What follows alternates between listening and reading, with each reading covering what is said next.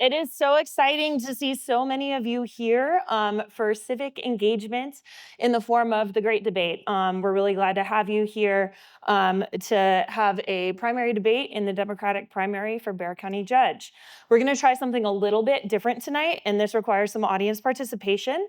So please take a moment to scan the QR code that's going to come up on the screen or text VOTE to the number on the screen to sign up for text messages from the San Antonio Report. If you check the box that says you're here tonight, you'll be on the list and you can take a survey. Text the word survey to take the survey, and we'll have 4 different topics that you all can decide which one you would like to hear a question on, and we'll give you an update later in the debate.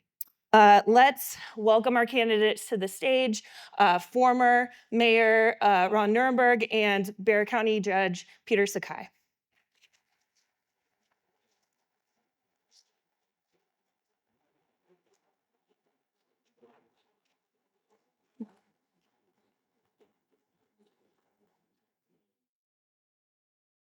Wonderful. Though it won't be over until November, the March 3rd primary is a key moment in the Bexar County judge race. Republicans haven't won a county-wide office for a long time, and Democratic primary voters have 2 very well-known names to choose from in local politics. Now, I'm sure all of you in tonight's audience are local government experts, but I always appreciate a quick primer on what exactly we're talking about here. The Bexar County judge is not an actual judge, and the 5-member county commissioners court is not an actual court in the judicial sense. What it is a governmental body created by the state to do things like oversee elections, manage the justice system, and handle infrastructure and law enforcement outside the urban centers. The goal of this debate tonight is to come away with a clearer understanding of these 2 candidates and how they would approach the role. Judge Sakai and former Mayor Nirenberg, we're going to start by asking you to make an opening statement, then we'll move into questions as well as follow-up questions on topics where we feel like more context is needed. You may also be awarded a 30-second rebuttal at my discretion. If you're ready, we'll start with a 1-minute and 30-second opening statements. Judge Sakai, you won the coin flip and elected to go first for both opening and closing statements. So please, will you make your opening statement? Thank you, Lee. Thank you, San Antonio Report, Angie Mogg. Thank you, Greater Chamber, Jeff Webster, and Beth Altamirano for Tech Bloc. My name is Peter Sakai. I'm your current county judge, running for re-election. I'm asking for your vote and support tonight. I think what's important and what I want to open with is that I've been a public servant for 40 years. Many of you know me, maybe perhaps some of you don't know me. But what I hope to share with you today is to tell you who I am and the value sets that I bring. I'm the grandson of immigrants. My grandparents came from Japan, and when they came here, they were told to go back home. They were subject to racism and discrimination. My parents were, and the parents' family were incarcerated in internment camps during World War II solely because they were Japanese Americans. And as a result of that experience that my father taught me, I, as a former prosecutor, I, as a former judge, and now as county judge, have taken an oath to protect and defend the Constitution of the United States. And I take that seriously. I do so now in this current events. And so what I hope that you will take away tonight is my heart and my spirit of 40 years of public service. And I hope, and I'm grateful to you. Some of you are my supporters, some of you may not be. But I hope that at the end of the night, we will have a message from me that we need to come together as a community, especially in today's world. So I hope that you'll understand we may go back and forth. There may be a lot of words said, but I'm asking you to look at who I am. Great. Thank you for the opportunity to speak to you all tonight.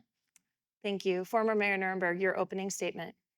Good evening, everyone. My name is Ron Nirenberg, and I am running for Bexar County Judge because I believe in a brighter future for this community.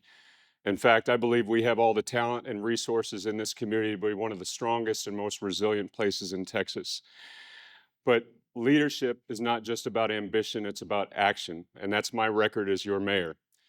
We worked together to overcome some of the most challenging period in American history, overcoming a global pandemic, moving our community forward to make investments in economic opportunity by expanding pre-K, making community college free for every local high school graduate, by creating mass transit for the first time and having a nationally modeled housing policy. And let me address the elephant in the room. Peter Sakai is a good and decent man, and I admire his work as a children's court judge. But that is not the job we are running for. The county judge, the CEO of a 2.2 million person constituency, 5,500 members in the organization, and oversees some of those critical functions of our community.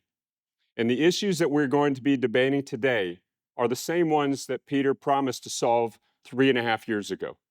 So I'm running to fix things. I'm running to change things. I'm running to lead at a time when leadership is needed the most. We are facing extraordinary challenges in this community, but we have the resources and talent to move our community in significant ways with the right leadership at the top. And so I ask for your consideration to be the next Bexar County judge on March 3rd. Thank you very much. Thank you. You took away my first question, which was why are you running? But we'll go into that. To talk about that, let's do a minute and 30 seconds. This is a very unusual situation with two well-known Democrats facing off against each other for this role. So let's start with that obvious question, Mayor Nirenberg, why you ran now? I'm running because we need action. We are reacting to every issue in our community right now, from a case backlog that persists because of lack of prosecutorial resources in the courts, as well in the district attorney's office, to jail overcrowding issues that continue to be exacerbated. We've got a healthcare access gap that continues to widen despite the fact we have one of the largest publicly funded taxpayer-funded hospital systems in the entire state. These issues require collaboration and leadership, and most importantly, accountability from the top. You elect the leader of the county to make sure that we solve the problems that we're dealing with today and that we can be accountable to the public that needs those things solved. Thank you. Judge Sakai, your goal coming into this job was restoring order to the parts of county government you thought were ignored when you were a district court judge, as well as modernizing its technology and increasing transparency around its operations. You've had 3 years to take a stab. What big changes have you made in that time? Great question, Lee. After 20, 30 years of my predecessor government and working in the district courts, I saw that county government was relatively inefficient.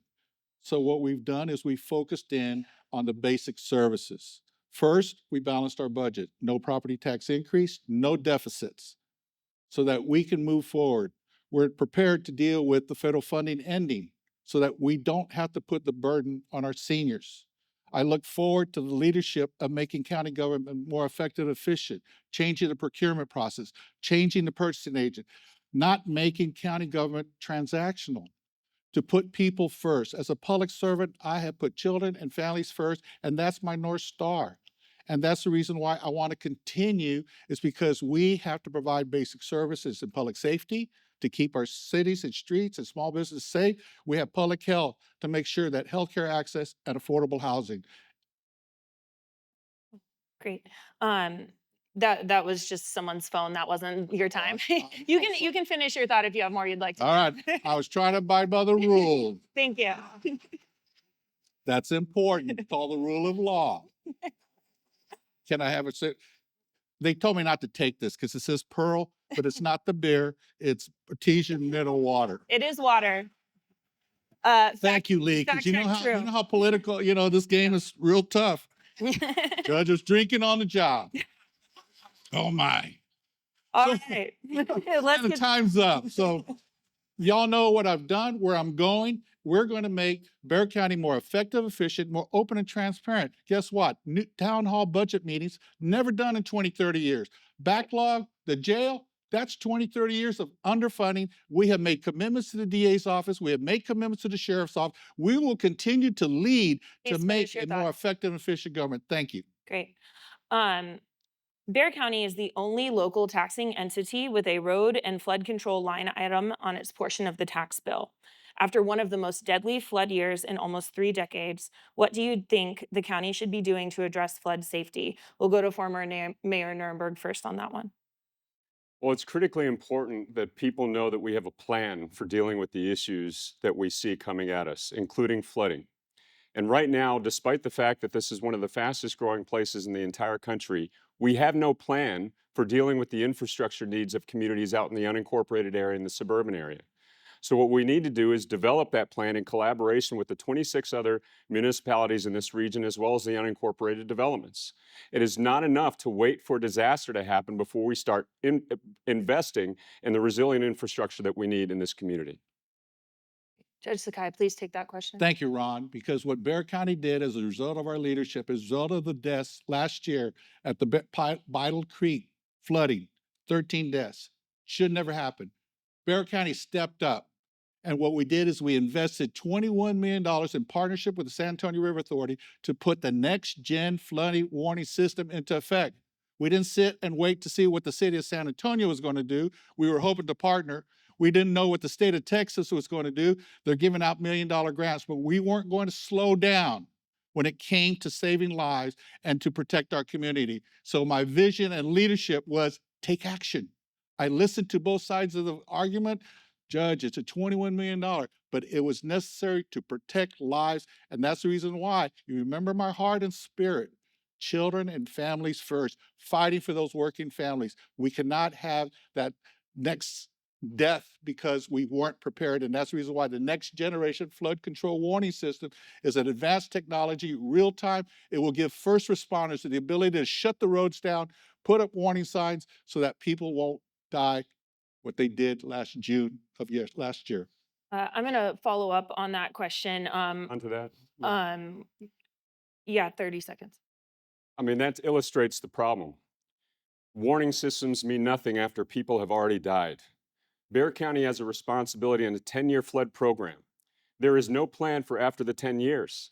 We know this is one of the fastest growing places in the entire country. We know where we are in Flood Alley, and there is no plan beyond what the previous Commissioner's Court has already invested in. We need a regional plan that manages the infrastructure and needs of this community because of the growth that we're experiencing. And we also need to be smarter about how we deal with downstream flooding. More concrete culverts just speeds up the water that is killing people downstream.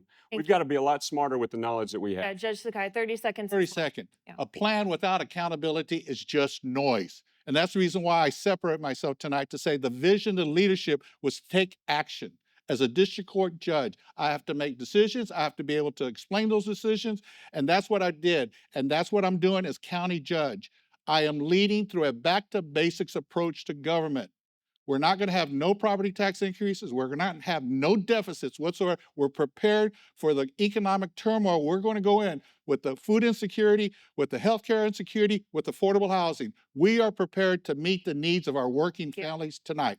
Thank you. And for the future. I do have a follow-up on the flooding topic again, but it's a slightly different approach. And we'll go to you first on this one, Judge Sakai. Often when the county is in the spotlight, it's in the case of flooding, a global pandemic, or other such major crisis. Why are you the person voters should trust to be in the driver's seat for whichever inevitable crisis comes next? Because we're getting a back to basics approach to government. People are hungry today. People have lack of access to health care. The university health system, the premier system in our current county hospital system. We're building 2 new hospitals. We're building 2 new clinics, especially in the underserved areas.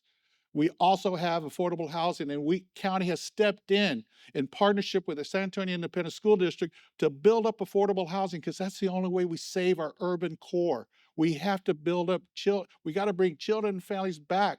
Otherwise, those school districts, SISD, Harlandale, Edgewood, Southside will continue to diminish, and ultimately under the current public finance system, they're not going to survive. So the Bexar County, even though it's in the city of San Antonio, those city residents are also county residents. And I care for them, especially those that are part of the underserved class, the part that are still part of the generational poverty that we have still played with after his term as mayor. Thank you. Mr. Nirenberg, would you take the question about why should you be the one that voters trust to be in the driver's seat? That's the issue here. And I hope we're talking about affordable housing afterwards because that deserves a lot of response. It's another plan without any funding. It's just a statement. We at the city have actually put a plan and funding in place in collaboration with the county, by the way. But with regard to the issue of why is the county responsible, why is the county judge on the hot seat, is because, as Nelson Wolff said, this is one of the weirdest forms of government under the sun, because you have a number of different elected officials that have their own operational control of various parts of this government. They have budgetary control in some matters, but it's the commissioner's court, along with the county judge, that have to work together and control the budget and manage through leadership. And without a county judge who is going to articulate the vision for this community and be accountable to this community for the results that we need, there is no vision. And as Proverbs said, without a vision, the people perish. Right now, we have no vision, no accountability, and that's why I'm running for county judge. Thank you. For those of you who don't know this, the San Antonio Report has a comprehensive primary voter guide, Republican and Democratic primary voter guides featuring profiles of all 250 candidates on the March 3rd ballot. So please use that to prepare your vote. Like many of those candidates, you each answered a questionnaire about your backgrounds and policy vision. And you both noted in the first sentence that you are the sons of immigrant parents in your bios of our 2026 voter guide. At a moment when the enforcement of U.S. immigration policies is so clearly dividing communities, what can a Bexar County judge do about any of this? Let's do a minute 30 on that, and we'll start first. We'll go with Judge Sakai on that one first. Yeah. Judge Sakai Yeah. first? All right. As I indicated in open, I'm the son of immigrants that saw, and history repeats itself. So I have condemned the federal authorities and the way they treat the undocumented immigrants, especially the children. And I did that based as a former judge and now county judge. I've condemned it as unconstitutional. I have put that dialogue into the record. We're going to have to face and put opposition. I've gone on record of opposing the ICE detention facility, and we're going to have to work everything we can. But what is the essence of county government, and as Ron states, the weirdness, it's not weird. It's state law. It's the Texas Constitution. All those authorities by the district attorney's office, the sheriff, the county judge, the county commissioner, all defined by statute. And you must follow the law. And we understand that in the current environment, sometimes the rule of law is not fair, but we must always respect the rule of law. And when I see an injustice, especially as the treatment of the undocumented immigrants, especially for those children that are being locked up, I am reminded the story of my father as a child during World War II who was incarcerated because he was a Japanese American.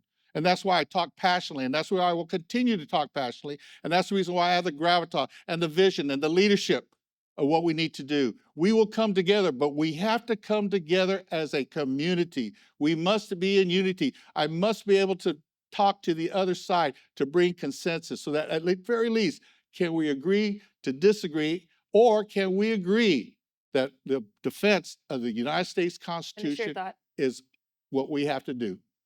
Thank you. Former Mayor Nirenberg, what can a Bexar County judge do about any of this? You both have been on social media making videos talking about this issue. It's clearly important to you both. And so, Mayor Nirenberg. Well, what we're seeing take place in communities across this country, what we are seeing throughout our community here in San Antonio is abhorrent, and we need to stand against it. And I believe we should have no part in the militarization of an arm of government that is really only accountable to one person, Donald Trump. And that arm of government is terrorizing residents of of communities across the country. And so we not only have to make statements, we also have to take action to defend the rights of us. And so it's one thing to make statements, it's another to actually take action. And so, with regard to these erosions of our rights, we have to work within statute, but also find ways to push back, perhaps through the courts, as I did as mayor, attacking some of the egregious legislation that the state government put in place to try to make us use our local resources in law enforcement to do the federal government's job. So, there are things that we need to do, and frankly, with the ICE facility here in San Antonio, until ICE moves in, there is an opportunity to stop it. And to this point, I've only seen City Council try to take a stand at it. Every square inch of the city of San Antonio is also part of Bexar County.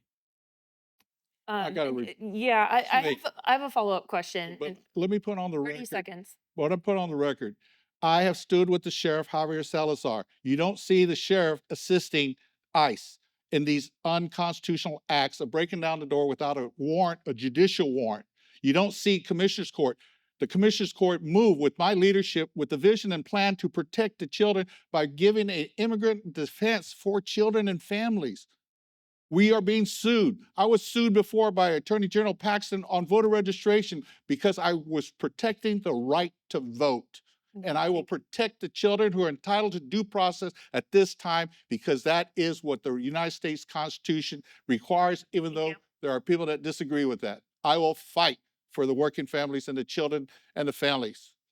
I'm glad you brought that up because follow up to that question is that your commissioner's court was just sued by Ken Paxton for its use of taxpayer funds to pay for immigration related legal services.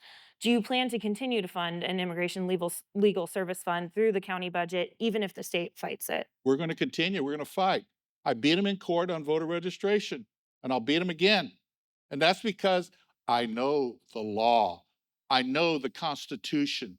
And although you don't have to be an attorney judge to be a county judge, all the prior county judges, you got to go all the way back 30 years before you see that there wasn't an attorney in that county judge. You need to understand the law. That's the reason why when the city tried to pass a paid leave ordinance under his administration, it was struck down. And guess what? I had to rule on that as a district court judge because it was quite clear it was unconstitutional.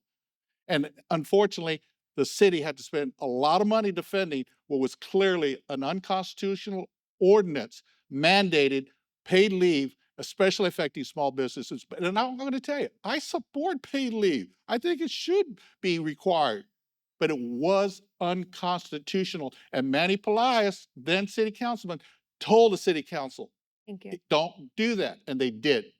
Thank you. And that's your taxpayer money. And so that's the reason why I want to continue as county judge to enforce the laws and the Constitution. Yeah, we'll do a minute on that. I was also going to ask you if voters should expect you to take a approach in terms of pushing back on the state if you're serving as a leader of a legal subdivision of the state government. I'll If be you want sitting at council table like I did at the voter registration. I sat there and helped the lawyers. that's for former Mayor Nirenberg. Would you take that one for 1 minute? Absolutely, because being a subdivision of the state doesn't cede all of your rights to the state of Texas. We also have obligations to uphold the Constitution. And so absolutely, there is continued to be a voice in this community. But let me just clear this up because there's a little bit of obfuscation here. County judge mentioned that Ken Paxton, they sued Ken Paxton on the voter registration, beat him. No, You didn't try that. You didn't try that sued case, the Judge. county. Okay. Well, on the legal services, this is something I was proud that my city council colleagues also supported 8 years ago.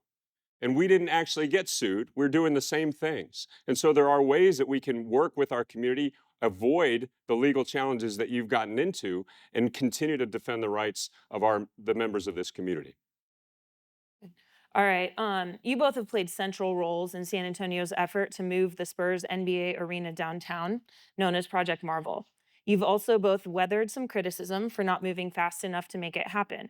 We've heard some comments from each of you in recent weeks that seem to move the goalpost a little on how this all came together. So we want to dig in on each of your roles. I'd like you to take a minute, both of you, to tell voters exactly what role you played on Project Marvel, whether years ago or leading up to the election, and why you believe those efforts were in the community's best interest. But first, Judge Sakai, you campaigned hard to bring voters on board with the funding, but last week you said you don't support the city's overall development plan downtown since it doesn't do anything for the east side of San Antonio where the Spurs are located. How has your position changed so much in just a few months? I need to clear it up, and I want to make it real clear tonight. I supported Proposition A, was the revitalization of the east side with the county facilities. I supported Proposition B, was what's for a new Spurs arena, which was only venue allowed by state law. Project Marvel was the city of San Antonio that was done in secret without the involvement of the county. I was given a 30-minute briefing last year, and that was the extent of it. I still don't know what Project Marvel. So I artfully said I oppose Project Marvel, but I went on record with Bob Rivard on the Big City, Small Town. I went on KSAT to say, in order to defend and promote Referendum B, which was the Spurs Arena, which would have been a revitalization, that's why I support. But let me tell you what the issue of Project Marvel is. The land bridge, the hotel, the moving of the chillers, a $4 to $5 billion. I caught holy heck from the community in regards to Project Marvel. So I separate, and I made it very clear, not only to the city, but to the Spurs. I was going to defend Proposition B for the revitalization. And I asked the city and I asked the Spurs, can this referendums A and B be the revitalization of the East Side, fulfill that promise that they made 20 years ago? Can it be a revitalization of the downtown? And with my leadership and vision, we passed A and B. I was one of the few elected officials that was out there, and I will continue to support the Spurs because we cannot lose them. And that's the reason why I was clearly, and I state clearly today, I support referendums A and B as it was stated in the venue election. Okay. That was a minute and 30 seconds. We had a little snafu with the clock, but it'll be a minute and 30 seconds also for former Mayor Nirenberg. But it's hard to know how you contributed since much of it occurred when this project was happening behind closed doors. Can you tell us what exactly your role was in the early days and why you believe you acted in the community's best interests on this city shaping project? Sure. Well, first of all, that was anything but clear. And I don't know what it is with the all of a sudden 180, but let me remind folks, Peter Sakai put it on the ballot. He cut videos to support it. And then he was on stage saluting victory for it. So I'm not sure what about the 180, but let me remind folks, the arena doesn't happen without the investments that are part of Project Marvel. He knows that. They're part of the funding mechanism. If those developments don't occur that are part of Project Marvel, there is no arena. So that's a whole lot of disingenuous statements that my opponent just made. But let me be very clear about my role in this. There are so many things happening in downtown right now. We have one of the most unique downtowns in America. You've got the Alamo redevelopment, the Hemisphere project. You've got major investments happening in the Riverwalk. There's a lot of improvements with UTSA coming downtown. We need to think bigger than just a collection of projects and do something to uplift this community. And so in 2023, we met with Peter Sakai as the county leader, because if we're going to do anything related to downtown that's going to be complex like this, we need the city and the county involved.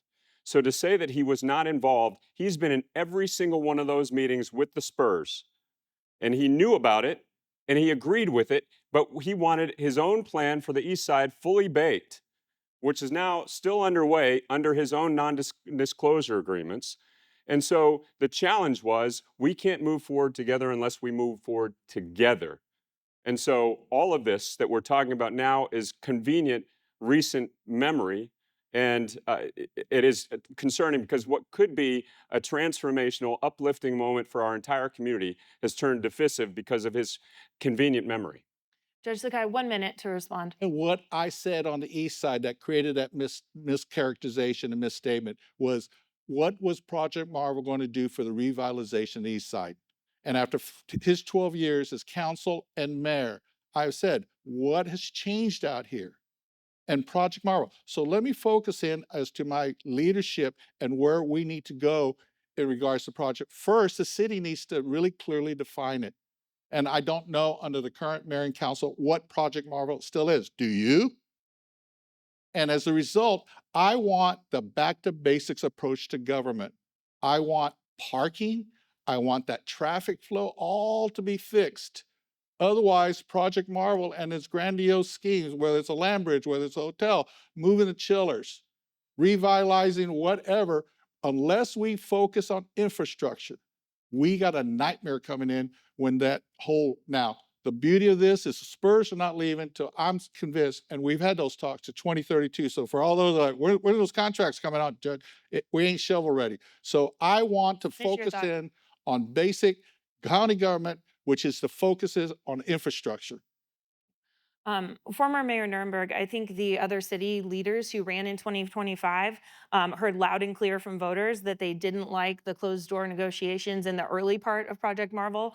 What lessons did you take away from how that project came together? And how would you assure Bexar County voters that major spending decisions will be treated with transparency and respect for public input? 1 minute on that one. For all of the pursuit of making sure that we work together as one community so we don't end up back in 1997 with the city and the county on separate pages and promises made to the East Side that never get fulfilled. The goal of bringing us all together falls flat when you have one entity not willing to work with the other. And so that's the lesson. The challenge here is Peter mentions the importance of the East Side. Right now, all we have is the $200 million that is going into the Freeman Coliseum grounds. The promises that are being made about the East Side revitalization will not come true unless the East Side residents are part of that process. And right now, they are not. In fact, you have the two representatives that represent the East Side communities who are barred from those talks. Councilman McKee Rodriguez, as well as Commissioner Tommy Calvert, need to be part of those discussions if we want to make sure that the goals of the East Side community are met. And if we don't get this right, we will never get another opportunity for another generation to do something big again. So under my watch, I will make sure that the communities are included and we no longer have these kinds of discussions waiting Thank for you. one entity to pull up from the other. Have a rebuttal. 30 seconds. Again, a misstatement. I have in my hand a memo to file.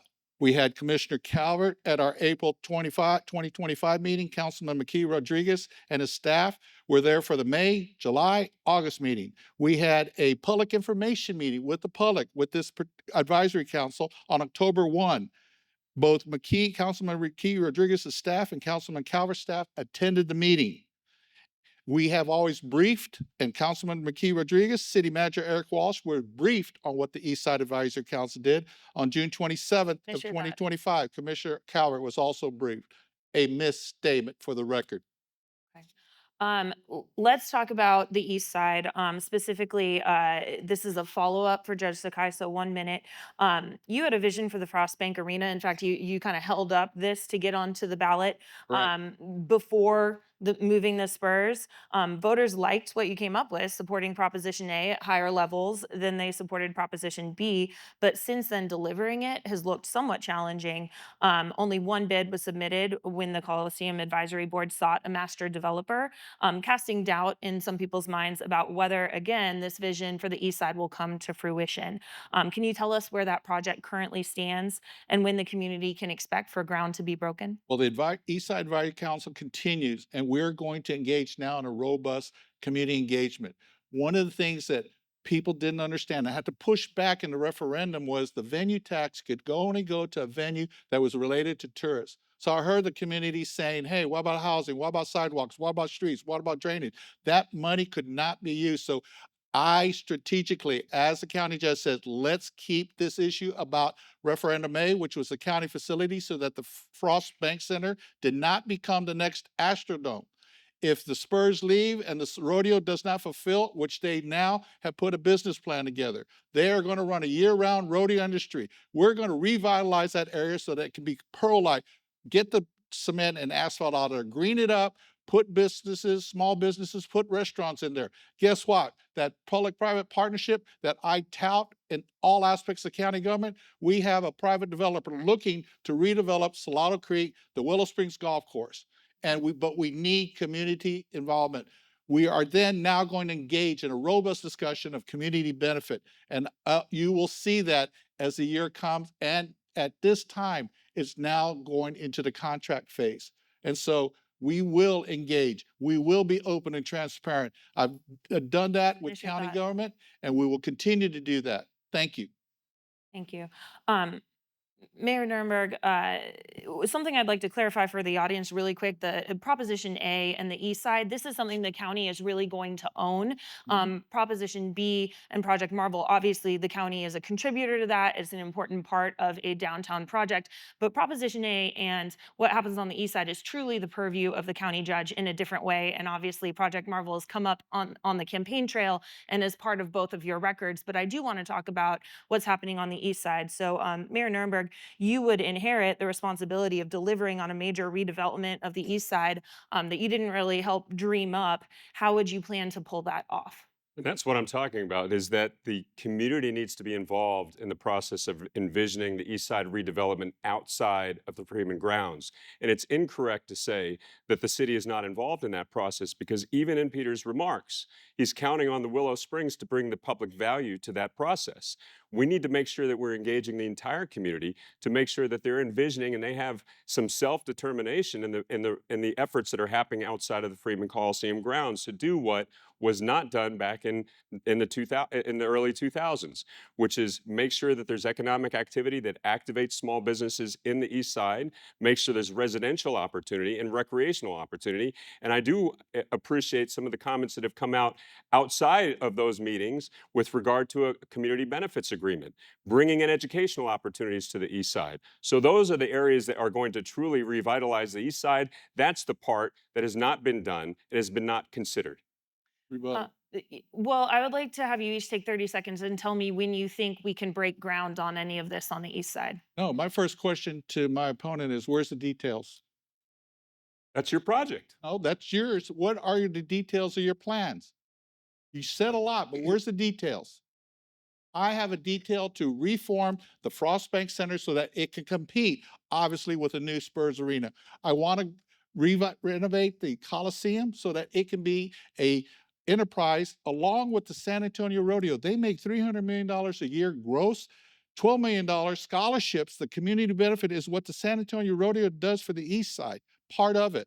Thank you. And so what we need to do is we had details, and as far as your specific question, it will probably be the next 2 to 3 years before all these contracts, because we have to figure out what the city of San Antonio is going to do with the Spurs Arena and the $1.5 billion investment. Again, a you. public-private partnership that will allow the growth, the revitalization of downtown.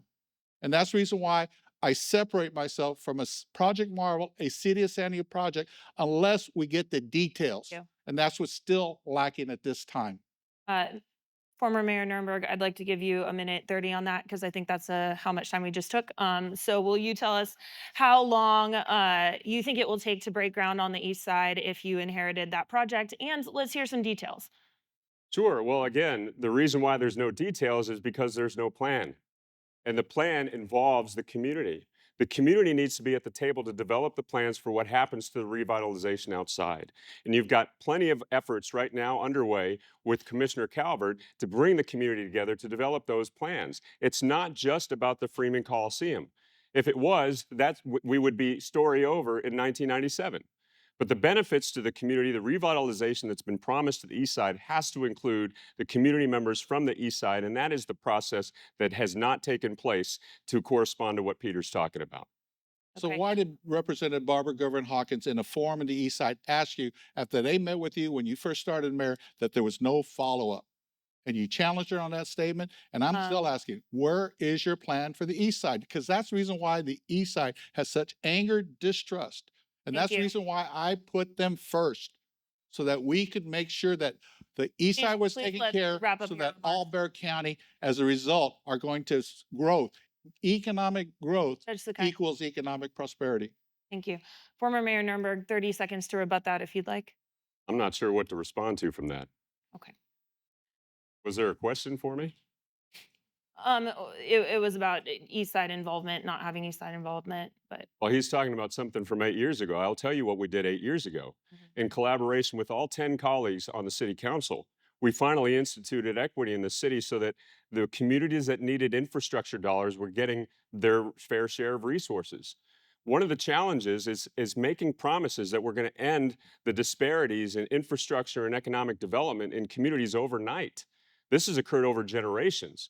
And so bringing up the east side to parity with other areas of this community is going to require continuous investment. We have done that now for 9 years in a row at the city, and we will continue to do that under my leadership at the county. thank you. The way that we're going to do that is with We're- education and I workforce have more development. questions. Okay. So you both have said, we're moving on to the next question. You both have said you support creating a separate diversion center for the Bexar County Jail aimed at steering people with mental illness or developmental disabilities away from the criminal justice system and into treatment. The city has moved for a feasibility study, but we're talking millions of dollars and untold months or years before this becomes reality. On any given day in the Bexar County Jail, more than 100 inmates are waiting for a hospital bed. The average wait time for non-maximum security inmates for a bed is 277 days, which is about a month longer than the state average and far more than the maximum sentence for a Class B misdemeanor, which is 180 days in jail. With a new joint city-county diversion center still a long ways away, what is your plan to reduce those wait times in the meantime? Judge Sakai. What we need to do, and what we started with our jail public safety plan, for which at a prior forum he took credit for. Well, here it is. This was prepared by my staffer, Cynthia Cos, that was all signed off. Nearly 30 recommendations will focus in to keep our community safe, but yet deal with those issues. In regards to the jail, I am committed to diversion and deflection. Let me explain. Diversion means after they're arrested, you try to get people that have mental health, drug or alcohol addiction, or whatever medical issues and divert them away from the jail. Deflection is to keep people from entering because they don't belong there. Low-level offenders, people that may be unhoused, people are there because there's just no place to go. The Bexar County Jail is the largest mental health facility. And you know what? He says it's all your fault, but it's as a result of 20, 30 years of underfunding the district attorney's office, underfunding the sheriff's office, underfunding the courts. And for 3 years, and that's all I've had, I have reinstated the funding for the sheriff. I have built up the court system. I have committed to restorative justice, which focus in and to keep people. And finally, no new jail. If you build it, we will fill it. We have an issue of disproportionality, which means it will be filled with people of color. And that's still an issue that plagues our criminal justice system. Why? Because I know it. I was in the court You're out of system. time. So I am committed You're to out of get time. people out of that jail that don't belong there. Thank you. And I have a plan. Thank you. Former Mayor, will you talk about your plan to reduce wait times? Sure. Well, this is the issue. This is the same issues we've been talking about for the last 3 years. These are not new ideas. The Bexar County Adult Detention Facility has become a de facto mental health institution and homeless shelter, and that's wrong. We need a diversion center, and we have resources to be able to do that. The University Health Hospital is an incredible organization that is doing a lot of capital investment. Some of that capital investment needs to be in the diversion facility that we can work in partnership with the Center for Healthcare Services to run. In addition to that, we need to address the case backlog issues within the district attorney's office and the court system. We have too many people going into the jail because there's nowhere else for them to go. And then we are spending millions of dollars shipping additional inmates to other counties. All that needs to end. These are not new ideas. We need to take action, and we do that by bringing folks together to solve that problem. Thank you. And what We're- I've done. We're going to move forward. We had a moment where we asked the audience to give us a topic that they were most interested in. I believe we have the results of that survey ready to go. Growth was chosen by the most people in the audience tonight that they'd like to hear about. So let's ask that question now. The background of every conversation we're having today is massive local growth. The Texas economy is growing at a faster rate than the nation as a whole. And that's particularly true for rural Bexar County, where rooftops are now going up much faster than in the landlocked inner city. That's given the county more tax dollars to work with, but it also means an increasing need for all of the services that the county provides. What are some concrete ways you expect this growth to show up in our communities over the next decades? And how can Bexar County take advantage of the opportunities this growth provides? Judge Sakai, will you take that one first? With my vision and leadership, we have committed to economic growth. Economic growth equals to economic prosperity. What's happening? I've got 2 Japanese industries coming. America Cantera has set up its corporate headquarters during my 3 years, and tomorrow, Sanko Plastics will break ground with Optech with Max Navarro. 2 Japanese industries that were looking at Austin. I partnered. I don't take all the credit. We partner with Greater SATX. We partner with the City of San Antonio Economic Development, and we got the job done, and we're bringing high-paying jobs. That's how we beat. We have a workforce program, the American Texas Fast Track, Texas Fame, which has a 90% retention, 90% graduation, and it is the most cost-effective workforce driven because it is employer-driven. Why? Because we've listened to the employers and we're meeting the needs of advanced manufacturing jobs, and that is what's created the growth. Why I want growth is because you know that Southwest ISD, Southside ISD, and the East Central, that whole rural school district, we're failing and we're underfunded, but they're booming because of economic growth. That's what I want to bring to urban core. That's what I want to do for SISD, Harlandale, Edgewood, South Sand, the urban core, without growing population, without bringing, that's the reason why I committed as a result of the baseball stadium that I was able to carry and bring to fruition. We will have a new baseball stadium in part for the revitalization of downtown along with the new Spurs Arena. We committed 1,250 housing units. And so that is what my leadership has done, and that's my vision, is to bring up Thank and you. to work with our working families in our community. Thank you. Former Mayor Nirenberg, can you speak to population growth and how you expect it to show up in our communities over the next decades and how we can take advantage of the opportunities this growth provides? Sure. Well, I would love another 10 minutes to respond to some of the things that were just said. But let me answer your question. The challenges of growth are showing up in the infrastructure issues. They are showing up in challenges related to quality services. They're showing up in frankly, a lack of a plan. The reality is in 2026, we are still building colonias in Bexar County that are not attached to basic infrastructure, running water and sanitation services. That's wrong. And so we have to work together to create a comprehensive plan, similar to how we did at the city, to get ready for that growth and use the tools that we have available to make sure it's quality.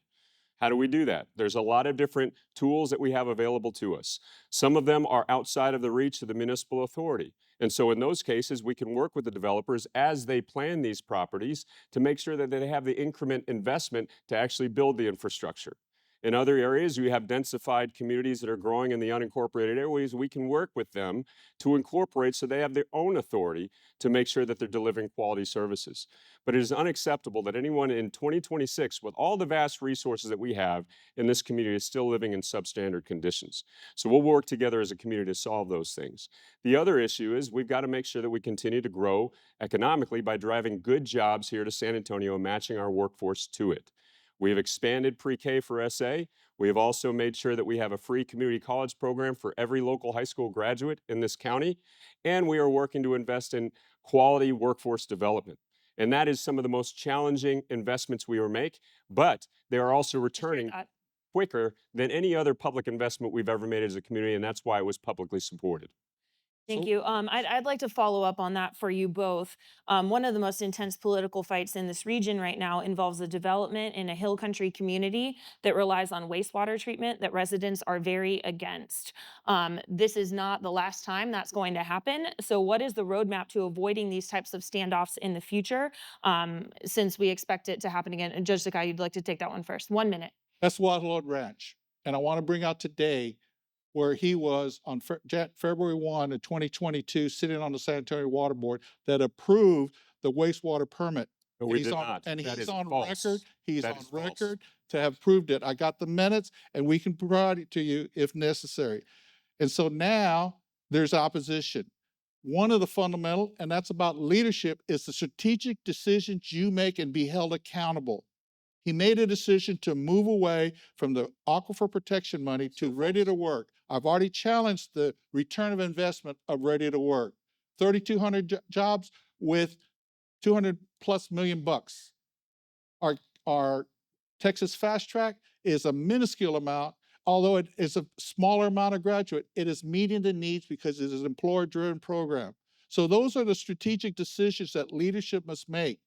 And I will always stand that we must first, you ran as an environmentalist, you did a lot of great things, but you made a decision to move that Finish your aquifer thought. protection money to the ready to work, and we're now suffering the consequences. And now you're saying you oppose it when you supported San finish Antonio your water thought. system in approving the wastewater permit that now time. is ongoing and in the court system. And I saw. Well, Lee, I'm going to need a little extra time. Yeah. Former That Mayor time possession is a little bit lopsided. You right get a 30-second rebuttal as well as Yeah. 1 minute Well- to speak about growth and water and how to deal with these projects. Well, I'd like to respond to the workforce issue, but I also need to correct two blatant misstatements that were made up here.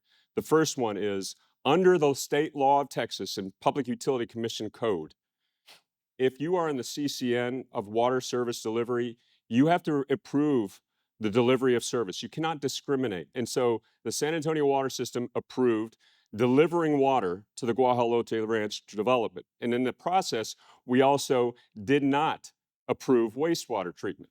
And so they go now to the state to try to get wastewater service, which is the battle that's going on now. And we had always said we reserve the right to contest that permit. It is wrong without a plan. We're going to continue to see this threaten our aquifer. And if there's one thing that I've been consistent about over the last 12 years, among many other things that we've talked about that are desperately needed, is the protection of the Edwards Aquifer. We also need transit in this community. We need better education in this community. So what my colleagues on the city council did is we did all of those things.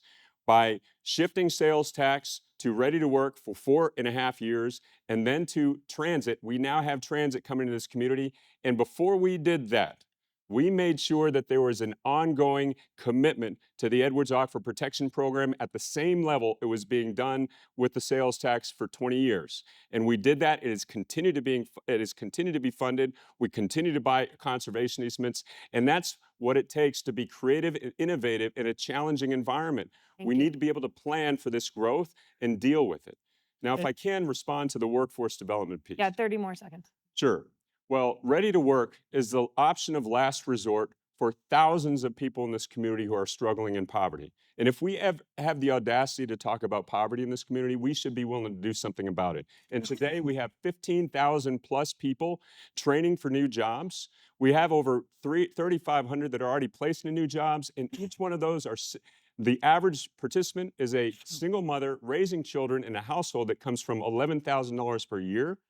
And as they get placed in a new job, they're making $45,000, $44,000+ a year with benefits. We are breaking cycles of poverty one at a time. And believe me, it's already taken, the amount of return on investment to the community is already more than what it came in. And so this is how we break cycles of poverty. We don't just talk about it, we do something about it. But I want to go back to 30 Guadalupe seconds. Ranch. The city of San Antonio, settled with the developer Lennar and allowed the wastewater permit to go in the lawsuit settlement. And you have gone on record that you weren't aware of that settlement. There's an accountability and leadership. And that's the reason why I challenge you on this issue of Guadalupe Ranch. You moved the aquifer protection money. You were environmentalists, but you moved away from that. Lennar was in that master development plan. The city of San Antonio never had the intention to protect that area. They wanted to annex it so they could bring in more property tax increase, because that's how they can balance their budget and get out of the $150 million deficit that they're in now. Yeah, all right. We need to move forward just for the basis of time. So let's talk about money and how limited it can be sometimes.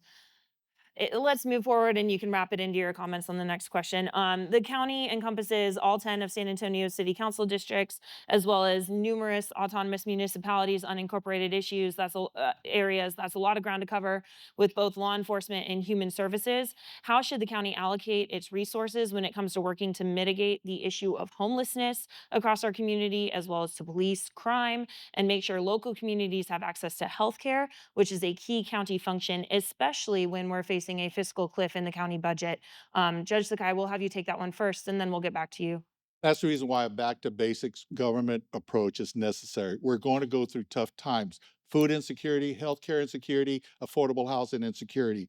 What this county has done as a result of my leadership in 3 years, not the 12 years as his as mayor, we invested in the Via Silver Line, $102 million of county transportation money that we helped Via leverage into $300 million for the federal government, which will connect west side and east side from Our Lady of the Lake to Frost Bank Center, which is part of the revitalization.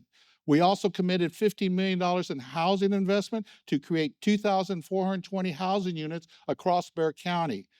In regards to homelessness, we created the Bexar County Outreach Pilot Program with 4 suburban cities. And I think that's the key issue in regards an example of communication, collaboration, and coordination. We need to talk to each other. We need to listen. Suburban cities were seeing that the city of San Antonio was pushing the homeless issue. We have a highly successful outreach program partnered with Haven and Hope.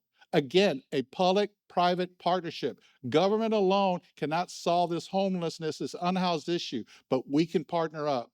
And with the leadership that I provide, it's increasing capacity for housing. It's addressing specific needs of the homeless, because we know it's about drug and alcohol addiction. We put $14 million we put nearly $75 million that really has gone to the nonprofit community to deal with drug and alcohol addiction, to deal with mental health, the trauma that the homeless and unhoused suffer, and we need to also increase the affordable housing. And we Finish your committed thought. $14 million to the Commons as executive, which will increase through Sam's Shelter.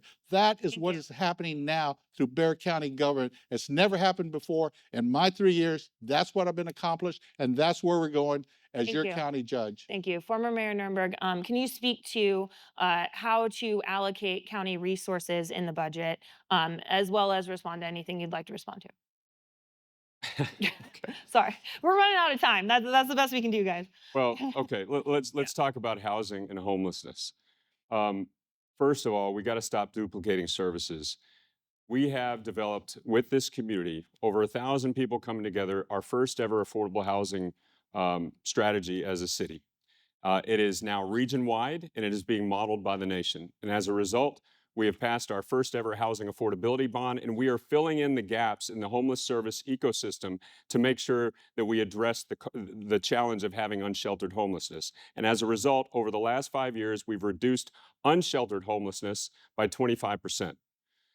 Homelessness is a cause of a lot of different things, and you heard them: substance abuse, domestic violence, mental health, economic hardship.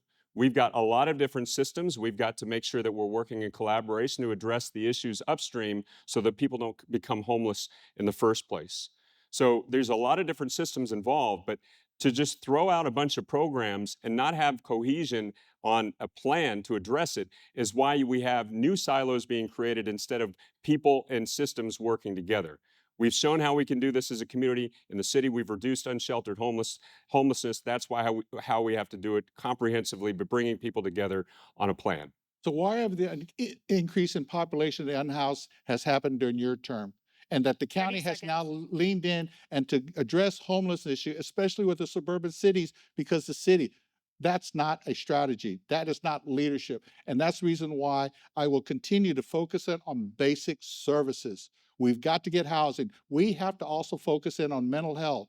We put in nearly $20 million to partner with the public school district to create substantive mental health through our nonprofit partners. Again, public, private partnership. We are committed to have mental health That's your time. as a public health issue so that That's we your time. help train the sheriffs. You're running and the against your court. own record. Yeah, 30 seconds, former mayor. I pass. I mean, look, you can talk about all the things that you think that the county should be doing, and then there's one thing to talk about it and actually do it. So what have you done? What have you done? We've created a strategic housing implementation plan that has now created the only How permanent many support. housing units? Can I answer the question? How that many you asked? housing units? We have created permanent supportive housing that never existed in this community before. Where are We've they? created Just allow him to answer the low question. barrier shelter that never existed in this community before. You talk about the 2,500 some odd housing units you're going to build with SAISD. There is no funding attached to that, Judge. It's a You have a public-private strategic partnership, housing getting the implementation plan developers to which come started with the in San this Antonio city Independent that has School now been District. recognized Please, by the county, and let you're him- creating your own new plan. That's how we started this mess. Mhm. We're working to get people to work together, and you're going off to do your own thing so you can govern to the optics of whatever So it headline didn't you start want. on your 12 years of city council leadership? I didn't Let's hear the question. Could you let's say that again? let's move forward in the debate. Former Mayor Nirenberg, I'd like for 1 minute. You would be the rare county judge coming into this role without a law degree or experience in the legislature. In what ways will you need to get up to speed quickly on day one? The county judge is the CEO of this community.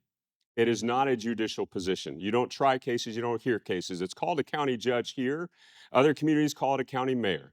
Other communities call it a county executive. It's called a county judge here because we're still in a 19th century constitution. And so what you need is a leader who's accountable to the actions that the community needs to be done to solve these complex problems by bringing people together. We all swore an oath to protect and defend the Constitution. That's not breaking news. We all have to know the laws to make sure that we're operating under the proper statutes. But to say that it is not about actually achieving the outcomes and being accountable and hide behind statute, that's not my view of leadership. We need action, not words. Judge Sakai, for you, the Bexar County, I need to- well, I have a question for you on the judicial piece. The Bexar County DA is its own elected office, but your purview is to support that office. In a debate we hosted last week between all 8 Democrats running for DA, they talked about limited resources, staffing, and training as some of their main challenges. You've had responsibility over the success of that office, yet they say there's a lot of problems still there. What do you think still needs to change? In the predecessor government, which I was sitting there as district court judge, I am telling you that the district attorney's office, the law enforcement, the sheriff, the constables, and the court system were underfunded. I had to argue, and in 1 year, I had to do a mandatory 10% decrease, just flat out because of the 2008 budget cycle. That's the reason why I'm very sensitive to fiscal responsibility, fiscal management. We need not to put the property tax increase. That's a a line in the sand that we cannot put it on the seniors and disabled. And so the district attorney is an elected office. The sheriff is an elected office. The criminal justice system is a complex. Let me give you this analogy. The 4 legs of the stool, district attorney's office, court, and the court system and the commissioner's court is the funding mechanism by law and statute. What is truly needed to make a stool strong are the pegs that connect the stool, not the individual legs. Please finish And your that's the thought. reason why, as county judge, I understand. That's how I brought Finish your innovative thought. cutting programs to the court system, and I will continue to bring diversion, deflection, move out those mental health people in our system, and to create a regional jail. That is my newest concept that I'm partnering up with Representative Barbara Gervin Hawkins to partner up so that we can get the state of That's Texas. your time. Well, that's more partner up. breaking news. Now he wants a new jail. I thought you weren't for that. No, it's a regional jail, not a jail where, and if, what you need to understand is where you're going to put it. 80% of the people in there haven't had their cases heard. We need to solve that problem first. And you can't fix it. All right. I'd like to reset. Clearly, you have every excuse not to now. I'd like to reset for a moment. Thank you. I know that campaigns are fiery and challenging. You both are public servants that have served this community for a very long time. To close out our time, we got a question submission from a voter that I thought would be a good place to end tonight. Jose asked, many of us know you to be good people who are good Democrats. Help us understand how you are different than your opponent and how you would better serve the people of Bexar County. This is our final question before closing statements, so please 1:30 each. Whoever would like to take that one first. Former Mayor Nirenberg. Well, I think you heard it in the last statement. All it is excuses. And the more that we hide behind statute and not be willing to be creative to solve problems and bring people together collaboratively, the more we will continue to have status quo. There are a lot of challenges in this community that we faced in the city, but working together with my colleagues, we are now moving forward on mass transit. And by the way, this doublespeak on the transit situation is really rich because it's that same tax that now is being funded a different way for the Edwards Aquifer Protection Program that enabled them to get the capital for this mass transit line. And so we need people who are willing to be accountable to solving the problems. The county judge is the CEO of this county. I can't say that enough. And it's not enough to be a Democrat to win a vote. You've got to be effective. And we've got to start solving problems. I will not allow our county government to continue to react to every issue and let it become a crisis before we take action. As I did as mayor, we will be proactive, we will get the work done, and we will move this community forward collaboratively, working together. Judge Sakai, will you take that question? Help us understand how you're different from your opponent and how you would better serve the people of Bexar County. My 40 years of public service has been, and I asked you to look at my heart and spirit, it's been focused in on children and families. I disagree with my opponent that Commissioner's Court is not a family court. It is, because every decision has to be focused on the best interests of children and families. You may think, well, what does that mean? Otherwise, without that North Star, then it's all transactional. And it's who you know, what you know, and how you can negotiate. And that's the 20, 30 years of county government. I went there now been there 3 years to make the change. I bring people together. I told you how my strategy is: communicate, collaborate, coordinate. It served me well as a district court judge, and it has served me well as a county judge. I've told you tonight that I am a back to basics. I really feel that county government must meet the needs. We got to feed the hungry. We've got to make sure that they're healthy, and we got to focus on wellness. We got to focus on their mental health and drug and alcohol treatment. We got to break the cycle of domestic violence. And I've been able to do that. And I will continue to do that. And that is my North Star. That's what separates me. And that's the reason why you've heard a robust discussion tonight of the accountability that is so necessary in leadership. Without accountability, you have nothing. You have plans and you have expectations. And that's the reason why you've heard a bit of a robust discussion. Where is the beef? All right. I cannot, on behalf of the San Antonio Report, the Greater San Antonio Chamber of Commerce, and Tech Bloc, thank you both enough for participating in this conversation. We have time for closing statements, 1 minute each. Bexar County Judge Peter Sakai, please take the closing statement first. As I opened, I hope that this robust discussion has motivated you to look harder, but I am asking y'all to look at the track record of me, my 40 years of public service, and where I've been. I explained it just in the last response. I'm not a career politician.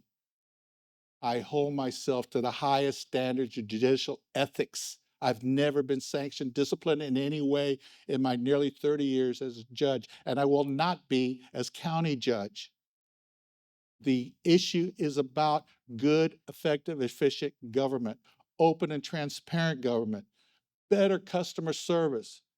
My Japanese culture teaches me continuous improvement, the Japanese word kaizen. And that's what I bring to the table. Make county government better. I have focused in on budget town hall meetings that were never done. I got the Elections Commission to meet after 20 years. We have had a lot of stagnant county government. And it's true. I am working and I need another term in order to accomplish the vision and leadership that you want. Good government. Thank you. Former Mayor Nirenberg, 1 minute closing statement, please. Well, I appreciate you all being here today, and for those of you who are watching on TV, engaging in this process. And obviously, you've heard a lot of differences of opinion here, but I will leave you with this.